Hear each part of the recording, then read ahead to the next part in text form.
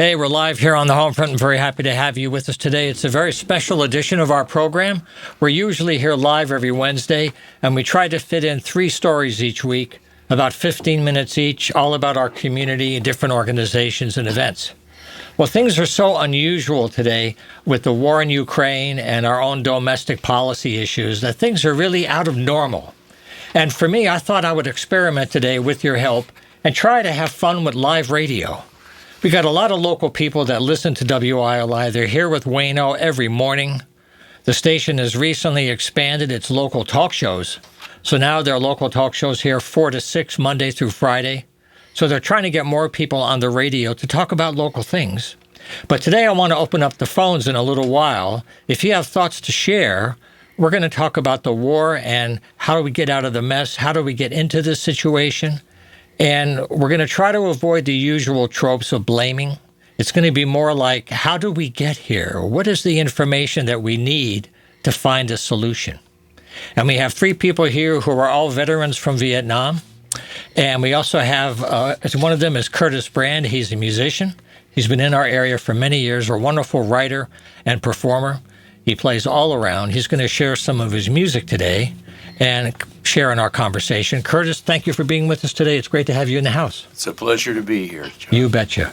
Now, Curtis is also a retired clinical psychologist, as well as his service in the military. The other 2 guys in the studio I've had on the air periodically for a couple of years. Sitting next to me is Gregory Laxer, and next to Greg is Bill Potvin. They're from Chapter 42 of Connecticut Veterans for Peace. So we'll talk about some of the current issues, some thoughts about where we're going to go. Curtis is going to share some songs. The phone number to call later on is 456-1400. But we'll get to that now. But I thought what we do to frame the conversation and avoid getting lost in all the confusion of today is to go back to a time right after World War II when the world was getting over everything that happened. The UN was kind of new. NATO was kind of new. The USSR was kind of new. And in 1960, President Eisenhower gave a very famous speech as his farewell. It was like a week before he was out of office. It was 1960. So I'm only going to give us the last 9 minutes to save time. And the reason why I share it is I want you to hear every word that this man says and think about today's news and see how to connect the dots. I won't give you any judgments. You'll have to decide how to connect what he's saying. Just remember that this was our president. He was the former Supreme Allied Commander for World War II.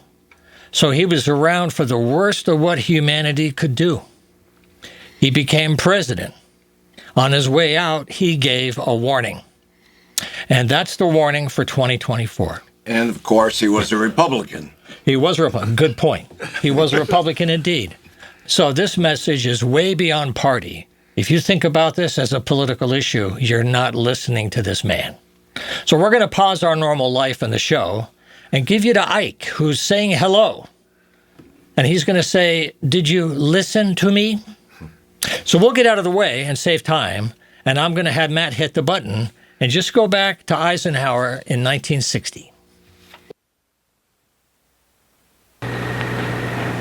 A vital element in keeping the peace is our military establishment. Our arms must be mighty, ready for instant action, so that no potential aggressor may be tempted to risk his own destruction. Our military organization today bears little relation to that known of any of my predecessors in peacetime, or indeed by the fighting men of World War II or Korea. Until the latest of our world conflicts, the United States had no armaments industry. American makers of plowshares could, with time and as required, make swords as well. But we can no longer risk emergency improvisation of national defense. We have been compelled to create a permanent armaments industry of vast proportions. Added to this, 3.5 million men and women are directly engaged in the defense establishment. We annually spend on military security alone more than the net income of all United States corporations. Now, this conjunction of an immense military establishment and a large arms industry is new in the American experience. The total influence, economic, political, even spiritual, is felt in every city, every state house, every office of the federal government. We recognize the imperative need for this development, yet we must not fail to comprehend its grave implications. Our toil, resources, and livelihood are all involved. So is the very structure of our society. In the councils of government, we must guard against the acquisition of unwarranted influence, whether sought or unsought, by the military-industrial complex. The potential for the disastrous rise of misplaced power exists and will persist. We must never let the weight of this combination endanger our liberties or democratic processes. We should take nothing for granted. Only an alert and knowledgeable citizenry can compel the proper meshing of the huge industrial and military machinery of defense with our peaceful methods and goals, so that security and liberty may prosper together. Akin to and largely responsible for the sweeping changes in our industrial military posture has been the technological revolution during recent decades. In this revolution, research has become central. It also becomes more formalized, complex, and costly. A steadily increasing share is conducted for, by, or at the direction of the federal government. Today, the solitary inventor, tinkering in his shop, has been overshadowed by task forces of scientists in laboratories and testing fields. In the same fashion, the free university, historically the fountainhead of free ideas and scientific discovery, has experienced a revolution in the conduct of research. Partly because of the huge costs involved, a government contract becomes virtually a substitute for intellectual curiosity. For every old blackboard, there are now hundreds of new electronic computers. The prospect of domination of the nation's scholars by federal employment, project allocations, and the power of money is ever present and is gravely to be regarded. Yet in holding scientific research and discovery in respect, as we should, we must also be alert to the equal and opposite danger that public policy could itself become the captive of a scientific, technological elite. It is the task of statesmanship to mold, to balance, and to integrate these and other forces, new and old, within the principles of our democratic system, ever aiming toward the supreme goals of our free society.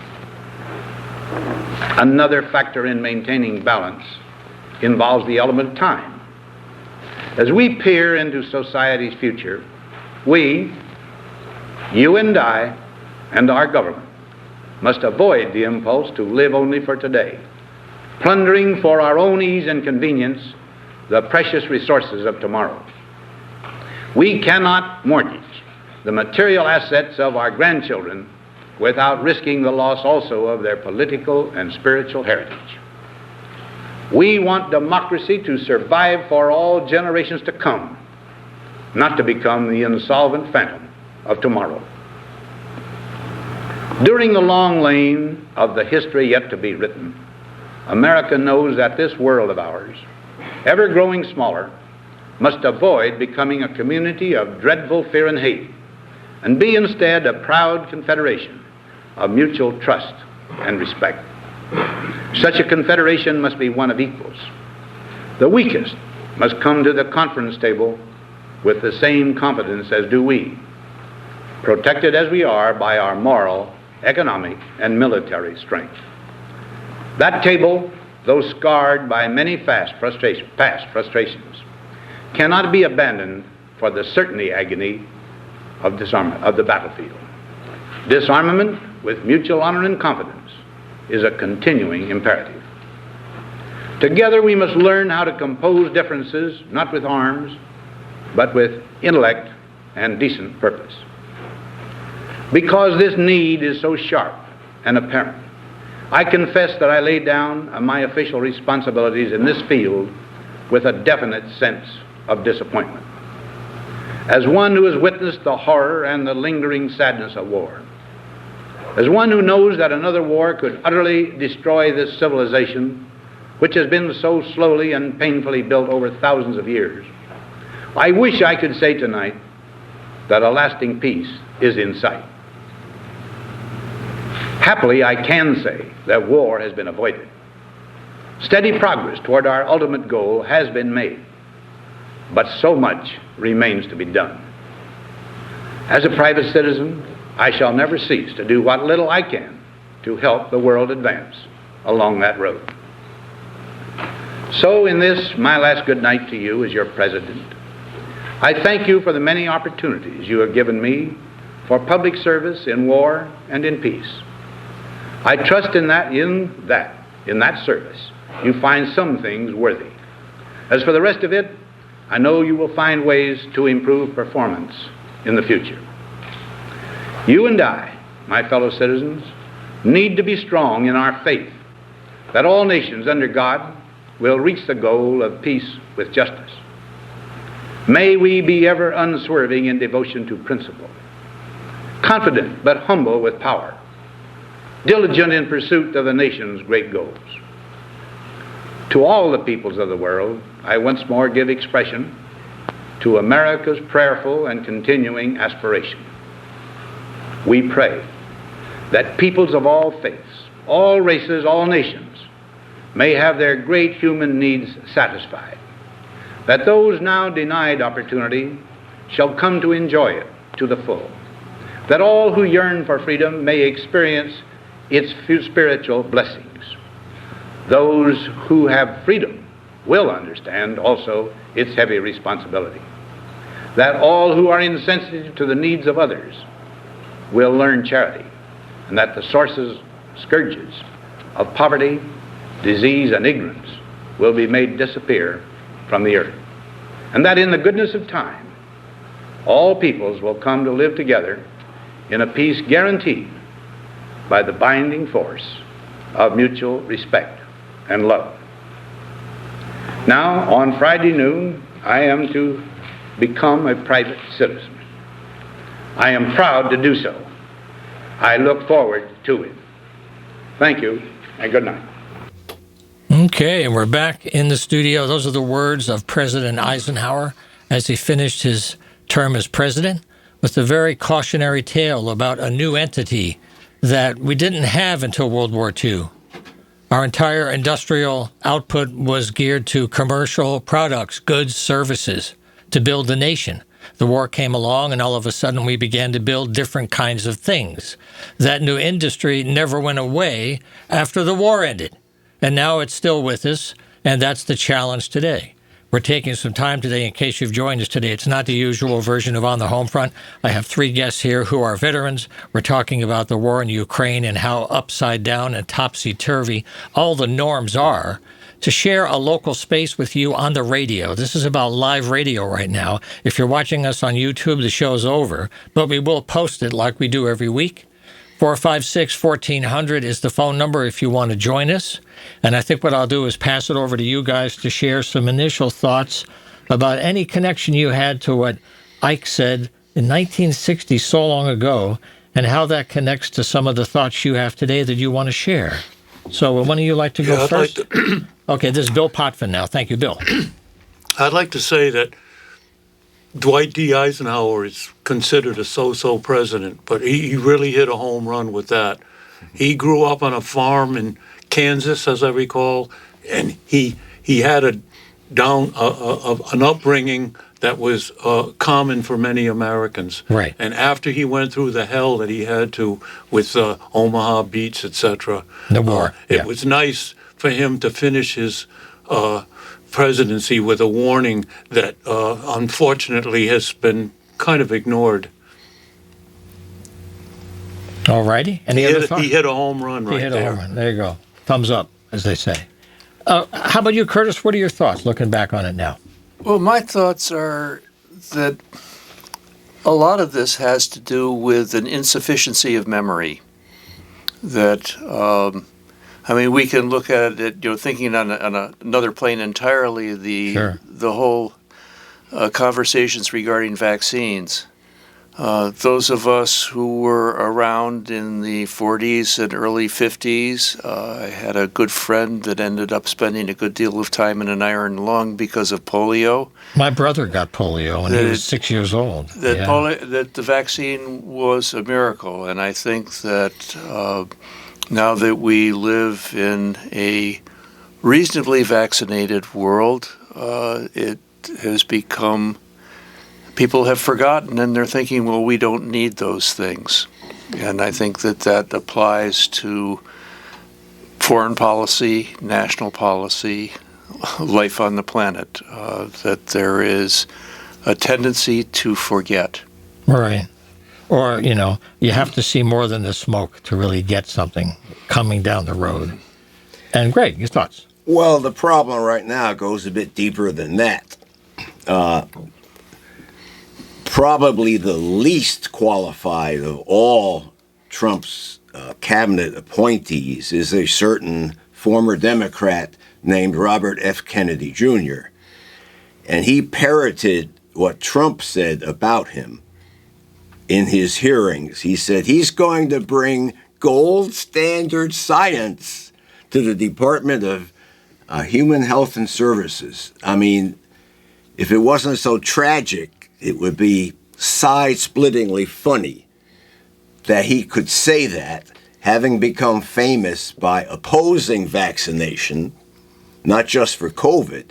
There's talk now about withholding federal funds to states that try to make vaccination mandatory. I've heard that. That's true. That's a big debate. This administration is just totally out of control. One thing I've noticed in recent years is the issue of states' rights is a card that gets played back and forth. Sometimes when it's your state, you want to be special. And sometimes when you want behavior to change, you want to impose power of the collective. And it's a pinball kind of thing. And it can go through many arguments. And, by the way, like I said, the phones are open now. This is an experiment today with live radio, 456-1400. I've been thinking about doing this 3 or 4 times a year. Not to change our format, but to experiment with you. One issue can be changes in health care. There's another one on tenants' rights coming up. So we're trying to see who's out there that might want to join in today. When there's so few opportunities, people are usually partisan on one side or the other, and you call in and you all agree with each other on the air. And we're trying to avoid that here and kind of give an open space and see who comes through. And if you don't call in, this will be a one-time experiment, but they're sharing good things to consider right now because things are not normal. Whatever your thoughts are, you're all scratching your heads, that's for sure. So let's break this into pieces now, because that's one thing. This is such a big story. It's kind of overwhelming, and some people just shut down. I think Trump and Musk beat us to it. Well, they're breaking the nation into pieces.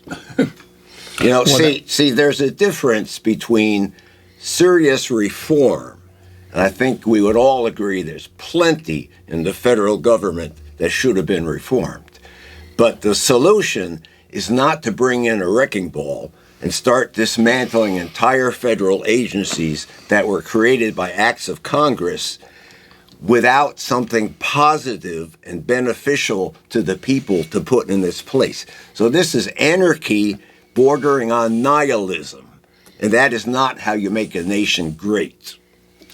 Well, that's a problem that's coming up in many areas right now, and it's hard to keep up because every day things are happening now. It really is quite a maze to follow. And I know many people have said that a lot of people that voted a certain way, they wanted reform, but they didn't necessarily see a picture of this. Although I can't speak for others, but I don't think that people in most cases would like to have what we're happening now. I see a call coming in. I love this. So guys, put on your headphones. I'm the only one without a headphone. Get with it, John. Get with it. Get with the program here, buddy. Drop and give me 20.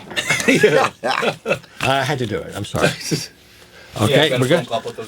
Okay, here we go. Where are you calling from? Thank you for calling in today. We appreciate it. Oh, hi. I'm Sandy from Lebanon. Okay, well, thank you for calling in today. We appreciate it. So share your thoughts, and we're glad you're on board with us. Yeah, I think the format you have there is wonderful, and I appreciate it. I'm a registered nurse, and I was born in a third world country, so I'm very familiar with vaccines. I've had smallpox, etc., and as a nurse, I had to get all my vaccines to work with the public. Sure. So, sure. I am appalled with what's going on right now in, I think, West Texas. I'm not sure if my direction is west or the measles. so. Maybe I'll just say Texas. The measles outbreak. There's 58 cases of measles. It was 48 a couple of days ago, and now it's 58. Most of the people are unvaccinated. That's right. I expect this to grow. Not that I want it to grow, but I have a feeling it will. It's communicable, so it will grow. And you are correct. I can't remember which one of your guests said, but the person who is in charge of health now is very unqualified. And I've yet to hear anyone saying about this measles, but I think as what's going on in the country, this is just the beginning, and I don't mean to be political because I don't have any party affiliation. However, I just think we could be a little kinder and gentler, and I know those terms were used before. When we want to get rid of people, when we want to decrease jobs, there's a nice way, if there is such a thing, or a kinder way to say we will downsize, we will ask people to resign, we will see people who are close to retirement, maybe we'll get them to leave. And there are ways when a head of a government comes over as a bully and tell people, well, oh, I'm in charge and this is what we got to do. There are subtle ways to break bad news. And I am just so appalled at the way how things are going. And I don't see any bright lights. I just see it getting worse. And I think that's what I want to say. Well, Sandy, how many years have you been with us now? In terms of... You're being here in the States. Oh, yes. Yeah. Oh, I came here as a teenager, and I finished high school, and I went to college. Right. And so it's been over 40 years. 40 years. Yeah. The reason why I ask you really is just to see what was America like when you first came over, if you could describe how it feels today for somebody who might be coming from your country now versus when you were a kid. Oh, when I came here, I was so happy because, I came from a country that had no TV, no phone. Most people didn't have a phone. Things were bad. Politically, it was an uproar, and my father had the opportunity for me to come here and study, and I grasped it. But I was so happy to be here that even though I had a very bad start in terms of living conditions, who I lived with, I just had to make do till I got into nursing school.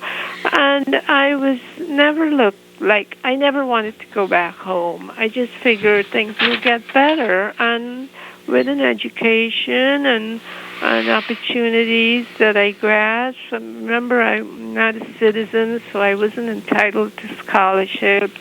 I had to pay my way through, but I managed to grab opportunities and be happy to stay here and further my education. And now I could, what's happening now is happening. People wanted this person in power, But at the same time, I don't think many people that voted for this person saw what was happening or gave it any thought because of the previous administration.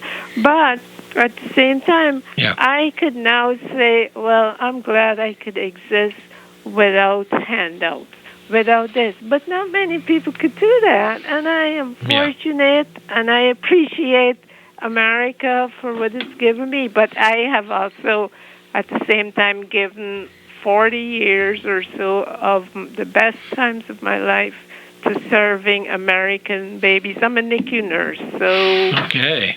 Yes.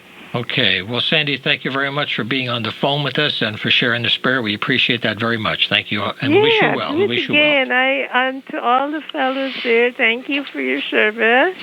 Okay. Thank you. Big thumbs up back to you on the camera. Okay. Yeah. I know. Okay. Well, I'll tell you what, we're coming up on the halfway point of the show, and I'm watching the clock for Matthew behind the scenes because Matthew organizes our chaos for us. We're going to take a short break for some messages. We'll come back with some more conversation, and we have some more music. We have 2 songs coming with Curtis Brand, so you stay with us. All righty, we're back live on the Homefront today on this special edition here of Live Radio. We're looking at the war in Ukraine, a special format for today. We have 3 veterans in the house talking about issues of war and peace in the Ukraine and the whole idea of the balance between Europe and the U.S. and Asia. A lot of change going on today, and it's very hectic and confusing to follow. But we're going to take a musical break now. Curtis Brand is a wonderful writer and a musician. He's here today. Besides sharing in our conversation, he has a couple of songs that he's offering that kind of connect to our conversation. So I'm going to get out of the way and let Curtis take over. And thank you for bringing the guitar along today, Curtis. Oh, you're welcome. I was talking before about forgetting. Yes. And when it comes to conflicts, in May we have Memorial Day. Actually, there's also Vietnam Memorial Day that's the 29th of March, which will be coming up next month. But when one thinks about Memorial Day, I think at this point it's mostly about the 3-day weekend and going to the beach and having beer and whatever else. And we are disabled by our forgetting. We make bad decisions because we don't remember. So this song is kind of about that. Okay, thank you.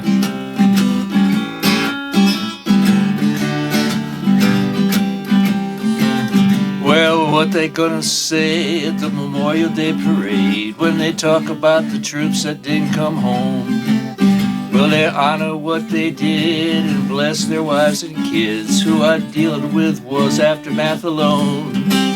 But ignore the aftershocks to the boys not in a box who dodge rockets in the torrid tropic sun, who left their hearts and minds in the jungles far behind, 'cause the war ain't over when the shooting's done. No, the war ain't over when the shooting's done. While home folks on the beach are drinking beer and having fun, soldiers fight with nightmares they can't overcome, 'cause the war ain't over when the shooting's done. Seemed like a good idea at the time, so Billy signed his name upon the line. They told him that they'd turn him into all that he could be, so he could keep this world safe for you and me. He learned to shoot a rifle and use a bayonet. Why, there were no foe he couldn't overcome. But no mention of the screams he'd be hearing in his dreams, 'cause the war ain't over when the shooting's done. Just as quickly as you please, they shipped Billy overseas. When he landed there, they stuck him in a truck. But halfway down the road, he heard a mortar round explode, and the flying shrapnel really messed him up. They sutured up his hide, medevaced him back stateside, but they couldn't fix the mess that he'd become. When he looked into the mirror, it was worse than he had feared, 'cause the war ain't over when the shooting's done. No, the war ain't over when the shooting's done. While home folks on the beach are drinking beer and having fun, soldiers fight with nightmares they can't overcome, 'cause the war ain't over when the shooting's done. Headed fast downhill, Billy turned to pills for the Purple Heart that always caused him pain. But the pain became too much, so he turned to harder stuff, and the drugs took over business in his brain. He still heard his buddy's screams every midnight in his dreams, but he couldn't hide, he couldn't even run. Constantly depressed, and the exit seemed the best, 'cause the war ain't over when the shooting's done. With the help of Virgin Mary in the local cemetery, we laid our brother Billy's body down. Though Billy gave his all, his name's not on that wall, though the war's damn sure what put him in the ground. No, the war ain't over when the shooting's done. While home folks on the beach are drinking beer and having fun. Soldiers fight with nightmares they can't overcome, but the war ain't over when the shooting's done. No, the war ain't over when the shooting's done.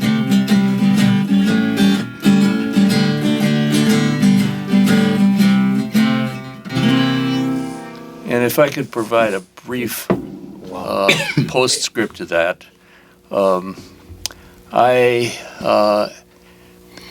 my major in college was in economics and corporate finance. I had a job in the International Banking Division of Bankers Trust of New York as soon as my draft status got clarified. It got clarified. In the process of the next 4 years, I went from being a Wisconsin Republican to feeling very differently about how the world needed to run. I decided the world had enough bankers and took a couple of psychology courses in Vietnam. Only time I've ever gone to a class with a rifle and a flak jacket and a helmet. Mm-hmm. And came back to the University of Maryland and got my doctorate in clinical psychology. I spent one of my internship years was in the Veterans Administration Neuropsychiatric Hospital down in Perry Point, Maryland. And then when I was in private practice here, I did see some bush vets, guys who lived out in the woods in North Windham, pro bono, because, and they were living in the woods as a public service because they were so scrambled by their experiences in the war that they were afraid that if they were around people were really going to tick them off, and they were afraid of what they were going to do to them. Right. So there's, and somehow we've forgotten all that. And we blissfully go along. I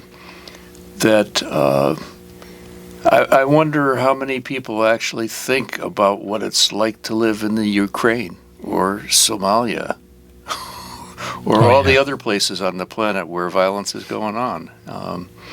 And to have the elected leader of our nation taking a position that is, in the long run, going to enable violence in all sorts of different places in all sorts of ways is shocking to me. And God, I hope people remember. Well, let me ask you about the memory, because all three of you guys... A+ for the song. Oh, absolutely. Bravo. You know, like, I wish I had the applause machine. It was very poignant. I've heard that before. It's a great, great piece of writing. But you guys all served during Vietnam. So I did not serve in Vietnam. No, but during the war. During the wartime. Right. Okay. Understood. Okay. But the idea is, at that time, America was at a time of great change and controversy. The world was looking at America in different ways and trying to figure out what are they doing. And the same thing now, maybe to the 10th power. So my question for you guys is, since you were from America during that time that you were especially seeing about, what would you say to people today that they may not see or that they may not know because they didn't take the time to find out? Because they were so busy having a good time with other things that they didn't even see the smoke. I think that... Yeah, Bill. I'm not going to blame the public necessarily. Of course not. Never. I'm going to blame the media. Please. I think a lot of the information that comes across to the public is filtered. They're not getting the truth anymore.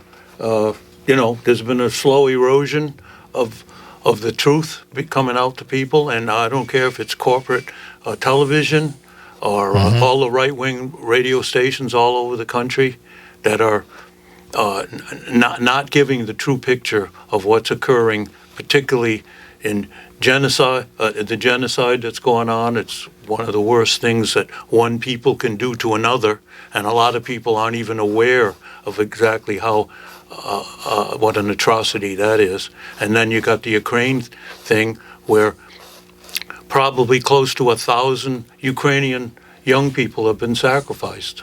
It's pretty disgusting. Well, and 840,000 Russians. It's been devastating to his people, indeed. I think it's important to note that the list of American veterans who have killed themselves is now longer than those 58,000 plus names on the memorial wall in the nation's capital. That's shocking, isn't it? 22 suicides a day. When we contact the VA for any services, there's some recorded messages, and they immediately direct you. If you're suicidal, that's in the first 60 seconds. Wow. You're directed to a suicidal place. Don't worry, guys. They're firing some of the people that answer the phones for the VA. I was No, gonna they are. mention that. Yeah, no, they've already made cuts. They made cuts that now they're trying to rescind because they didn't really understand who they were from, like people protecting our nuclear technology. Oh, yeah. People keeping us safe.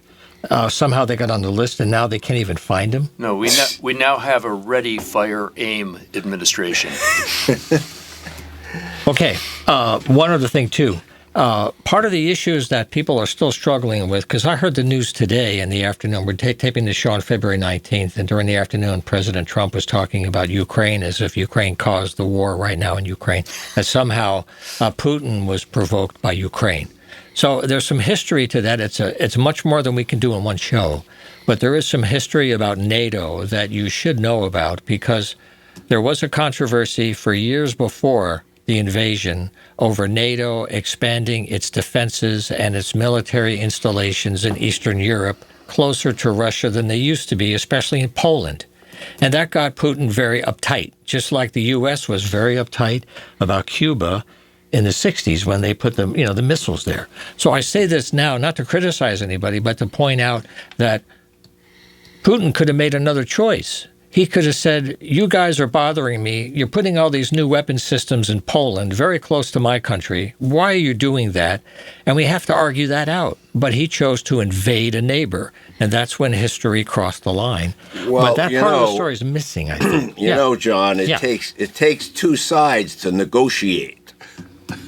Please. And the U.S. rebuffed every little gesture that Putin made about, well, maybe we can tamp this thing down. Right. But, this is another historical fact. I like to deal in facts. So the apologists for NATO, and NATO is really the USA, let's face it, the apologists... Some people might argue with that, but keep going. The apologists say, oh, well, it was never in writing. The then Secretary of State, James Baker III, he met with his Russian counterparts. This was during the time of Gorbachev and Yeltsin, right, when the Soviet Union was fading out and a new capitalist Russia was being constructed, so to speak. And there have been American officials who testified, they would swear on a stack of Bibles, that yes, a verbal agreement was reached that NATO would not expand one damned inch farther east toward Russia's borders. But the apologists say, well, it wasn't in writing, so there was no agreement. Yeah, well... Well, you know what it that's is. real honorable behavior, right? Yeah, but I'm glad you raised that, because that's an example of what we're trying to do here today, is to identify the questions that could have been answered better, because it had a horrible result. When you have a stress, why do you have to get the arms out? Like some people today are saying, we need new submarines and we need new weapon systems because of a coming war. And other people are saying the Third World War is already happening. It's in cyberspace. And in cyberspace, you don't fight with submarines. So we're trying to figure out how to fight this war saying, is it really going on? Is there a war right now that they're trying to break up NATO? And 10 years from now, people will look back and say, this is how it happened. I mean, I don't want to get in a bag of hot air here. But what we're trying to do here is local radio. 456-1400 is the phone number. Sandy called in before. We're kind of experimenting today with the members of Veterans for Peace and Curtis Brand to bring this up for some local conversation, to give us a chance to get some resources. So, Curtis, we have some time left. You would like to do one more tune? Okay. I know you mentioned one more. And I also want to mention, while Curtis is getting ready, there's an email you can use if you want to reach Jim Brazil. He's been here many times. He's the coordinator of Chapter 42 of Veterans for Peace Connecticut. It's VFP Connecticut, all spelled out, VFP Connecticut 42 at Gmail. And you can reach Jim and get more information about events and what's happening with the organization around the state. So are you ready to roll? I'm ready to roll. This song, okay. I co-wrote it with Avis Christensen and Harry Lowes. They made their contribution about 1920, and they died before I made my contribution, so I'm not sure whether they approve of it or not. Well, you have a good memory for that. But the fortunate thing is that being that they wrote the song in 1920, it entered into the public domain, so I could just steal it and use it. Okay.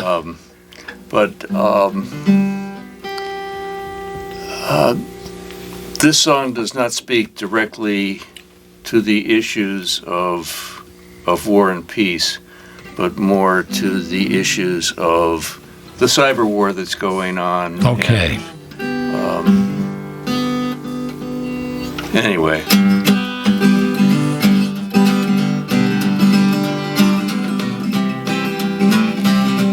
You could sing along. At home, too.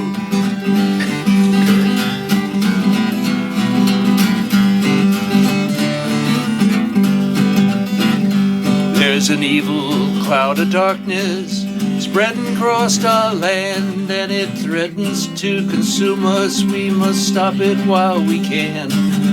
We can end the darkness if we all just lend a hand. We can light a little light, let it shine. That cloud is born of lies, deceitfulness and hate. We can stop it now, but we have no time to waste. We can end the darkness if we all cooperate.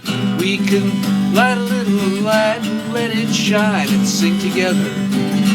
This little light of mine, I'm gonna let it shine. This little light of mine, I'm gonna let it shine. This little light of mine, I'm gonna let it shine, let it shine, let it shine, let it shine. This is our country, from sea to shining sea, a land of, oh, and I forgot the words to me. It's not just for the rich, it's for folks like you and me. This land belongs to you and me. This little light of mine, I'm gonna let it shine. This little light of mine, I'm gonna let it shine. This little light of mine, I'm gonna let it shine, let it shine, let it shine, let it shine. We live in the land of the Sioux and Cherokee, the land of immigrants who sailed across the stormy sea, of people once enslaved who struggled to be free. This land belongs to them and you and me. This little light of mine, I'm gonna let it shine. This little light of mine, I'm gonna let it shine.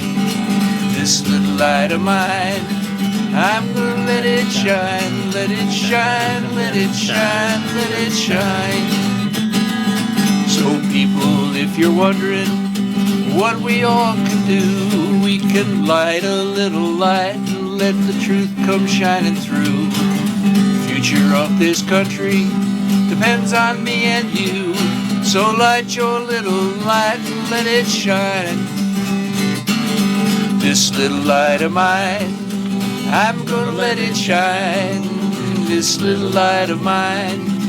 I'm gonna let it shine, this little light of mine. I'm gonna let it shine, let it shine, let it shine, let it shine. Let it shine, let it shine, let it shine.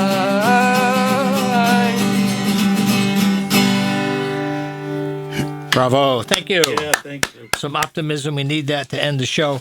We got a couple of minutes left, though. I want to thank you for staying with us today for this kind of a special edition of the show. We're here every Wednesday live at 5. We're also on the WILI Radio YouTube channel. But I want to give you guys a couple of minutes for any last thoughts that we didn't have time for today, because there's so many things we could have touched on, but something important to you that we didn't touch on, just to give people a heads up. Just give us a chance to come back. Absolutely. We've been doing this for a couple of years now occasionally. We just have to figure out how to schedule it. Curtis, it was really nice to have you here with some music. Maybe we'll have you back in the springtime, and it'd be nice if you're not up in Maine, if you're traveling around. But we'd love to have you back again if you would. It'd be great to have you. Love to come back. So, Greg, a last thought before we blast off. Well, I want to mention the most immediately upcoming VFP Chapter 42 event, Please.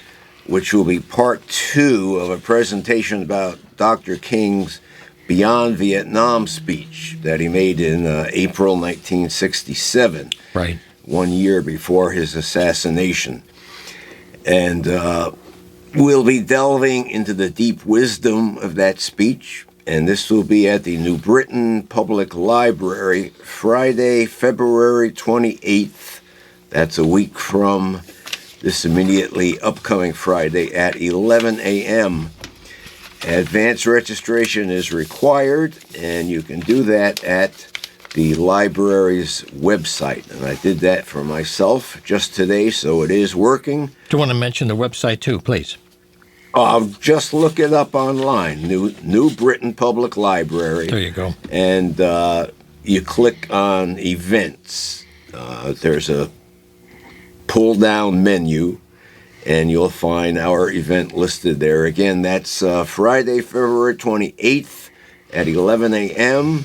Everyone is welcome and indeed encouraged to attend. And the email, once again, is VFP Connecticut, all spelled out, VFPConnecticut42@gmail.com to reach Jim. Also, Bill, a last thought for you before we go. We're about to wrap up. Last thought. I don't have a last thought. I'm a little bit more obsessed with the current situation in the Middle East, and we spent more time in Ukraine. In the Ukraine. Okay, well, that'll be a so follow-up, because that's going to bear further conversations, Right. too. Okay. It won't go stale. And Curtis, a last thought from you, too. Thanks again for being here. Last thought is, if I could talk to the people in DOGE, I would say, hey, guys, look before you leap. I don't think I've ever seen a government, local, state, or national, that took such extreme action without even beginning to consider the damage that those actions are doing. Yeah. And does the government need to be more efficient? Yes. But the way they're going about finding efficiency, it's sort of like curing an adolescent's pimples by cutting their head off. I knew You we'd like find it? a way to work that in. I knew we'd And- find a way, man. And it's totally unprecedented and probably unconstitutional, but that remains to be worked out. Well, you know, that's the fun of this situation is it's plastic, it's uncontrollable, and by the next time we get together in the spring, we'll find out more about where we are. But I appreciate you taking the time, for people that are taking the time to be with us. We'll see what the feedback is on the show. If you'd like to be a guest on our regular show, we're here always with three stories a week. John@humanartsmedia.com is the email, and we'll schedule you anytime. And thanks again. Have a great week. We'll see you next time.